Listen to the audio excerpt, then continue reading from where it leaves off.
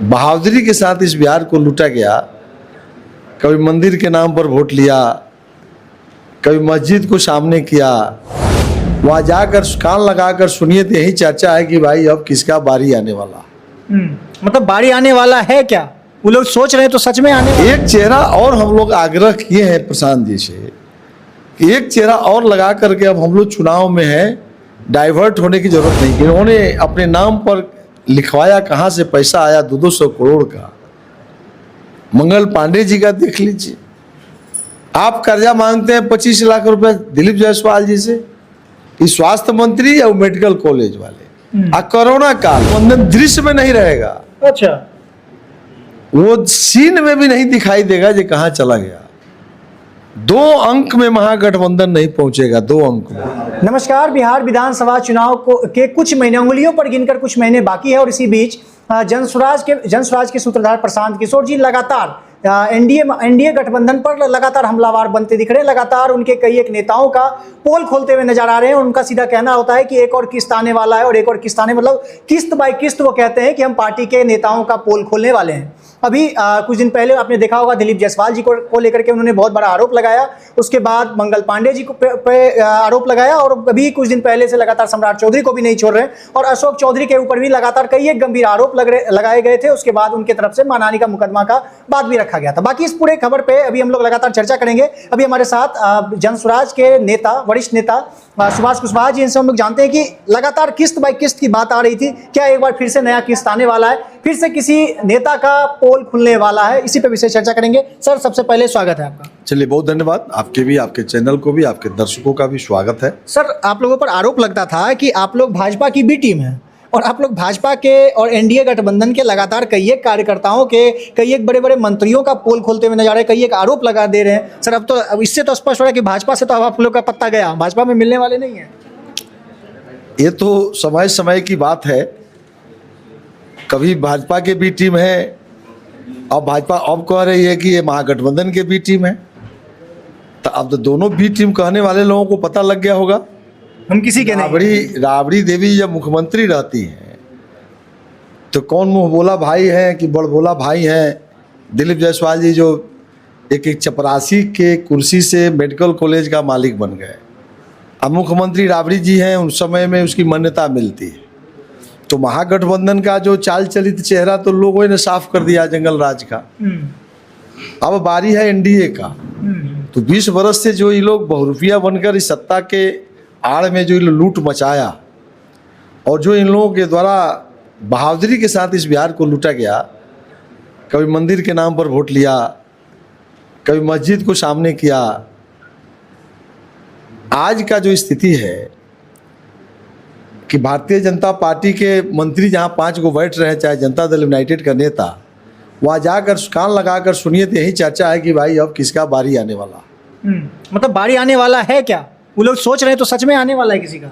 देखिए, जो चोर होता है, पुलिस जब आती है तो देखते भागता है, बड़ी भीड़ में भी पहचान ले। एनडीए चोर है तो एनडीए के लोग चोर है कि नहीं चोर है, ये तो चाल चरित चेहरा तो हम लोगों ने बताया। अच्छा। और सैकड़ों नेता का जिक्र किए हैं प्रशांत जी ने, तो 5 नेताओं का चेहरा तो आ गया। एक चेहरा और हम लोग आग्रह किए हैं प्रशांत जी से कि एक चेहरा और लगा करके अब हम लोग चुनाव में है, डाइवर्ट होने की जरूरत नहीं है। एक और चेहरा आने वाला है? बिल्कुल। किस पार्टी का? एनडीए का है या महागठबंधन का? एनडीए का है। एनडीए का ही है? एनडीए का। तो इतना भी जब इतना पता है, अब महागठबंधन को क्या चेहरा लाना? हाँ। तो बिहार ही उनको समाप्त कर दिया। अच्छा। अब जंगल राज की पुनरावृत्ति नहीं होने वाली है। कहीं यहाँ महागठबंधन से लड़ाई वगैरह हम लोगों की नहीं है, लड़ाई एनडीए से होगा। अच्छा। कोई भ्रम में बिहार के लोग रहने की जरूरत नहीं है, आप लोगों को भी कोई भ्रम में रहने की जरूरत नहीं है। लड़ाई सीधे जनसुराज और एनडीए की होगी।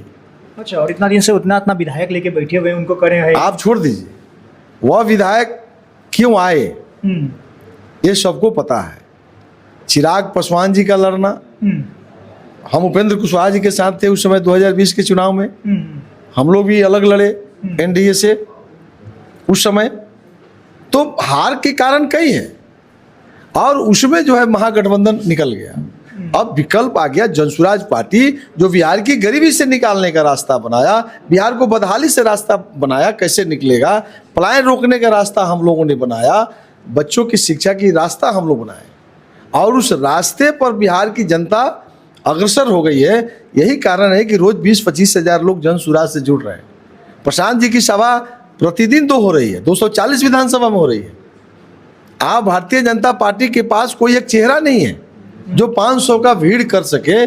नरेंद्र मोदी जी और अमित शाह जब तक बिहार में नहीं आते हैं उनकी सभा नहीं होती है। और प्रशांत जी की सभा में आप देख लें 15-20 हज़ार से कम कहाँ कहीं आ रहे हैं। गांव का गांव निकल करके इस सभा में आ रहे हैं। इसका मतलब है जो हम रास्ता बनाए हैं और जो एनडीए के चाल चरित्र चेहरा, जो ये 5 नेताओं को, दिलीप जायसवाल जी, संजय जायसवाल जी, मंगल पांडे जी, सम्राट चौधरी जी, अशोक चौधरी जी का जो चेहरा सामने आया है, कैसे कैसे बेनामी प्रॉपर्टियों को इन्होंने अपने नाम पर लिखवाया, कहाँ से पैसा आया 200 करोड़ का। मंगल पांडे जी का देख लीजिए, आप कर्जा मांगते हैं 25 लाख रुपए दिलीप जायसवाल जी से, कि स्वास्थ्य मंत्री या मेडिकल कॉलेज वाले, कोरोना काल में तो मंगल पांडे जी तो अपने मंत्रियों से कमीशन ले लिए। अच्छा सर, इस पे अगर चर्चा करेंगे तो फिर से लंबा विषय बन जाएगा, लेकिन आप बहुत बड़ी बात कह रहे हैं कि आपकी लड़ाई इस बार एनडीए बनाम जनसुराज होने वाला है और महागठबंधन का कोई नामो निशान नहीं है। आप उसमें ये तो बहुत बड़ी बात कह रहे हैं आप। महागठबंधन दृश्य में नहीं रहेगा, अच्छा, वो सीन में भी नहीं दिखाई देगा जो कहाँ चला गया।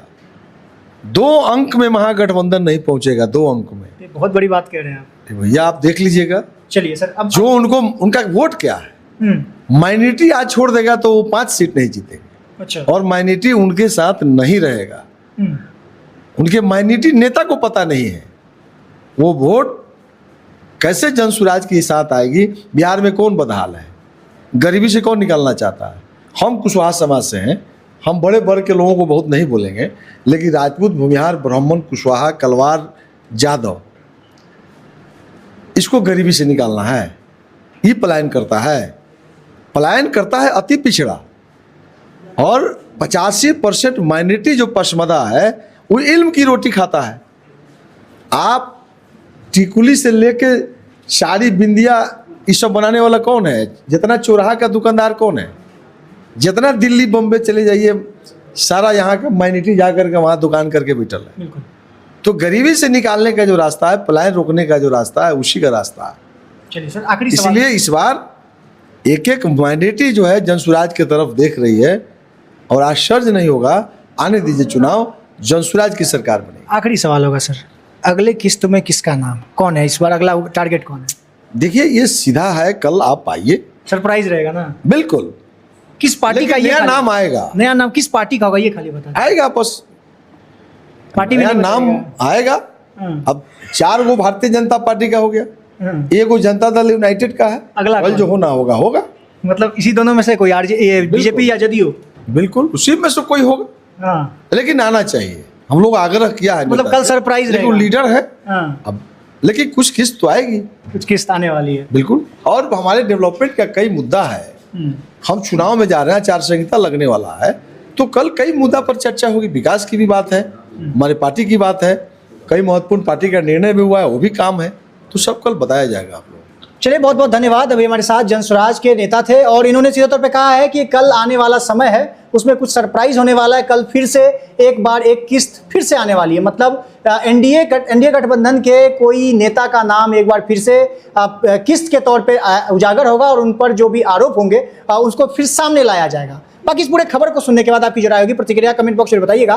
मेरा नाम अंकित भारद्वाज है और आप द पब्लिक पॉइंट्स देख रहे हैं। बहुत बहुत धन्यवाद।